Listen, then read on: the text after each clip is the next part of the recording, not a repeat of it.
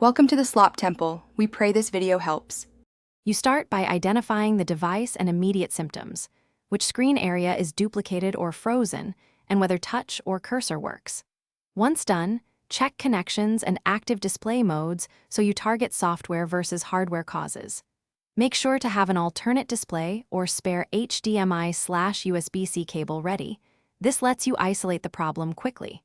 You'll begin with system-level fixes next, because fixing settings is faster than opening the case and often resolves split-screen behavior.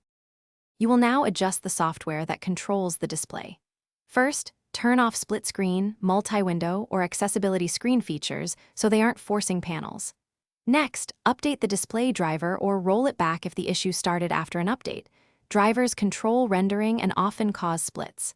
Then change resolution, refresh rate, and scaling back to recommended values to remove mismatched timing.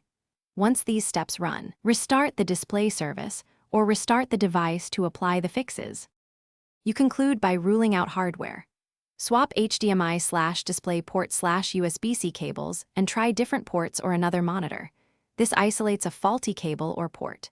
If an external test is clean, inspect the screen connectors and ribbon cables inside.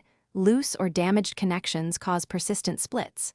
Once you confirm a hardware fault, perform a factory reset only if software attempts fail, and if the panel or board is damaged, arrange repair.